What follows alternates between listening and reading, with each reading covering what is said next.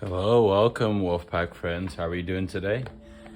Let's jump straight into the reading. I am doing from one of my relatively newer decks here, Cries of the Souls Oracle. It's actually quite fascinating and very real, to the point. So just disclaimer, y'all, this is a shadow work deck. So this ties into the things and the part of ourselves that we perhaps want to keep hidden or suppress, but are things that they want to work with us so we can heal. Universe, thank you so much for a wonderful day. And whoever is here, may they receive a message they are meant to hear in time. And remember, this is a timeless reading, so whoever clicked on this message may be for you. This area is cleansed. Let's get started. Okay, so, excuse me. There we go. Okay. Universe, for someone special in the collective, I have a message here for someone today. Oh.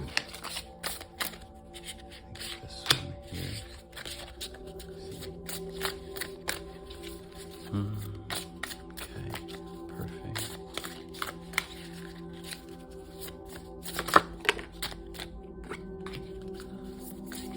Any other messages? A little slick. Probably that new deck. Let's see. Okay, I kind of want to come out. And do we have one more? Let's see. You know, I think that actually may be okay. Let me see.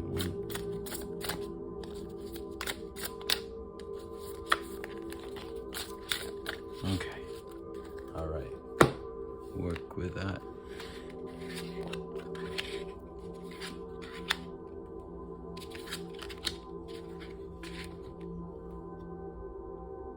All right. Perfect. Let's go here a little bit closer. So we have duality here. It says, I create a new inner balance. Wounded inner child, my past is full of lessons that help me be who I am today. And then self-evasion, I accept myself as I am. These little mantras, by the way, are put on here.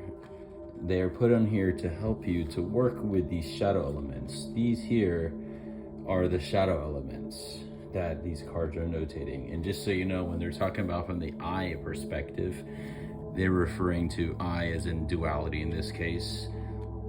You know, well, I guess this one's a person, but this is the shadow aspects. When I read the description, you'll see what I'm talking about. So, duality, wounded inner child, self-evasion. So just based off of this and this alone, makes me think that perhaps there's someone that has like duality, of course, you know, referring to like the shadow self and the non-shadow self. Kind of like accepting that duality, the two being a part of a whole. With this right here, it makes me think of someone could be having wounds, inner child wounds they need to heal, and perhaps there's a part of them that is a shadow element of that same person or a group of people, if this is for a group of people, that is kind of evading things that are seeing. They're not accepting these shadow elements, these wounds. Let's see. Okay. So now let's pop in for a little bit more clarification on duality here. So what I like about this deck, let's see if I feel to read everything or not. So it talks about the wisdom supplements a warning moving forward for each of these shadow elements. So let's start with this here. Wisdom. I am conflict. It is my nature and my only way of being and interacting. I hate harmony and create opposition between your emotions, thoughts, and energies. I can be responsible for unexpected events, delays, conflicts, and external obstacles, and am with you when you don't know how to integrate and listen to your dark side, or when you're afraid to see yourself as you are. I divide everything. I stop everything. My role is to divert you from yourself because you are unable to accept yourself. So the wisdom here teaches you about recognizing this shadow aspect. And then we go into the supplements of perhaps how we can kind of like work more with the shadow. You may attempt to get rid of me, but the more you try to erase me, the more powerful I become, because time you give me is time unspent living for yourself. Freeing yourself from my hold may become your primary objective. You will carry out rituals or buy magic charms to release me, but the war you wage against me reassures you because it enables you to not focus your efforts on your projects or way forward. I am the excuse that explains why you remain in your comfort zone and why you self-sabotage and are indecisive. And warning, by the way, here is like a positive warning of how you can integrate certain things from learning about your shadow and see it as a positive warning sign, having known the knowledge to better work with your shadow and potentially help learn and heal. You and I are brought together on a regular basis, but you don't have to live in my grip. I can be a positive warning if you embrace me within you in a new way. When I divide your emotional energies, ask why appeasement feels dangerous to you. When I divide the balance between your intuition and head, ask why you fear your soul and its feelings. And I divide your relationship needs, ask why you're afraid of healthy and balanced sharing with others. Moving forward, you need to put yourself first and make your voice stronger than mine. What is there that is dual inside? What is there that is dual inside you? And what are the repercussions in your outer world, actions and reactions in relationships? Think about what you can do to create inner and outer alignments, which will help you take steps forward, and listen to me as a positive warning. Offer yourself a little gentleness, calmness, and peace, and think about what you want to experience with other people. Asserting yourself and creating inner balance is a daily path you can take from yourself to yourself. So I wanted to read that one in depth so you get kind of like and in a way it kind of is perfect, the fact that it started with duality. You kind of get a feel of what I'm talking about with this deck, because it's a little bit unique to just get into. Let's see, with the wounded inner child, I'm just gonna kind of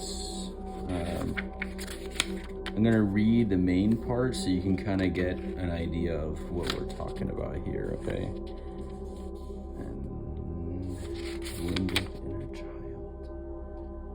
Here we go. All right, so I'm gonna show it here so you can pause it, okay? And then you can see it for yourself. I'm also gonna pause this one here. Okay.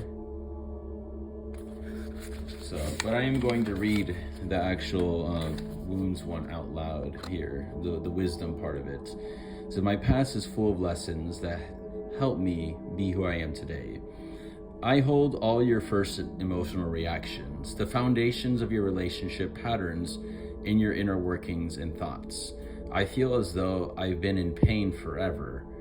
I come from your wounds and am the keeper from your deepest childhood hurts. I imbalance your emotional reactions and prevent you from trusting your creativity and focusing on things that matter to you. I communicate feelings of vulnerability and being unarmed to you.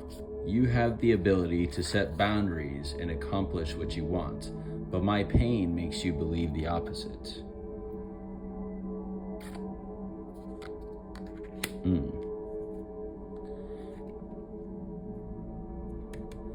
This one talks about how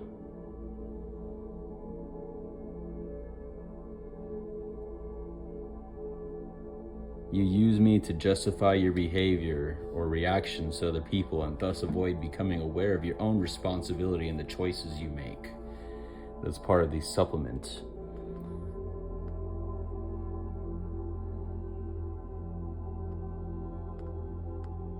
So this part here, my presence does not condemn you to tragedy, deeply negative emotions, or toxic relationships. I am with you, but I am not you. Ask yourself what you need here and now and take action. I need your kindness and affection. And then part of the moving forward. You cannot get rid of me, but you can pacify me by focusing every day on something that makes you feel really good, such as reading, watching a video, swapping jokes with a friend, doing something creative, or playing a sport. Excellent. If you all want to read the full description, please, I did put it on there. Please feel free. Kind of picking the main parts here. And then we have self-evasion, okay? So let's see, self-evasion. All right, I'll let you pause it there so you can get a see for that.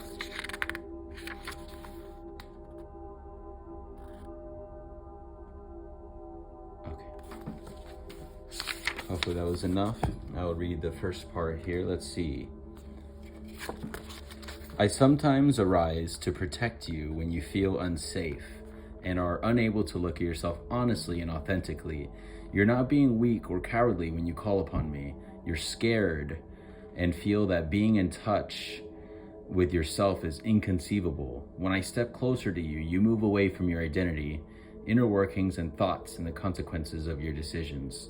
I move you away from your inner treasures and values and the beauty of your soul. And let's see.